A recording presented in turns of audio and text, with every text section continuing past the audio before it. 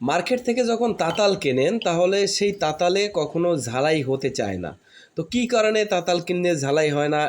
যারা ইলেকট্রনিক্সের কাজ করে মেকানিকের তাতালে ভালো ঝালাই হয়, কিন্তু আপনারা ঝালাই করতে গেলে ঝালাই হয় না।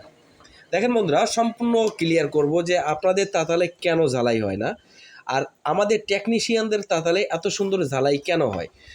তো এই ভিডিওতে কিন্তু আমি বলতে চলেছি, যদি ভিডিওটা পছন্দ হয় চ্যানেলটা সাবস্ক্রাইব করবেন। দেখেন আমি এখানে খুব সুন্দর করে, কোনো রাং নাই আমার কাছে, কোনো রাং নাই, তবুও আমি কিন্তু একটা ঝালাই দিয়ে দিছি। দেখেন কত মোটা একটা তার আমি ঝালাই দিয়ে দিছি। আবার দেখেন আমার কাছে কোনো রাং নাই, আমি এখানে একটা তার এই ঝালাই দিয়ে দিছি, ঝালাই হয়ে গেছে। কিন্তু আপনারা তাতাল কিনলে কখনো সেই তাতালটা দিয়ে ঝালাই করতে পারেন না। এর কারণ কি? দেখেন আমার তাতালটা একটু লক্ষ্য করেন।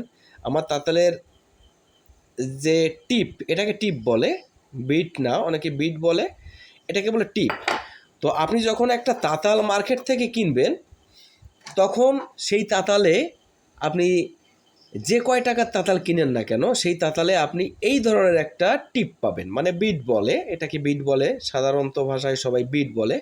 তো এই ধরনের একটা মাল আপনি পাবেন, ওই মালটা ধরে সোজা ফেলে দেবেন।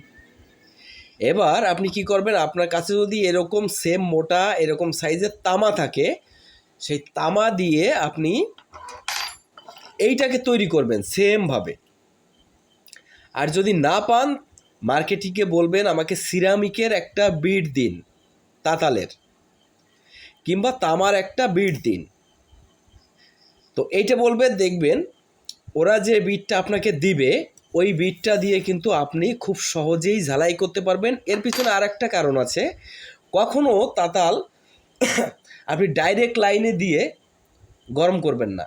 আপনি তাতালটা যদি ওভার হিট হয়ে যায়, তখন কিন্তু ঝালাই ধরে না। আপনাকে তাতালটা ব্যবহার করতে হবে কীভাবে? দেখেন তাতালটা ব্যবহার করতে হবে আপনাকে সিরিজ লাইন দিয়ে।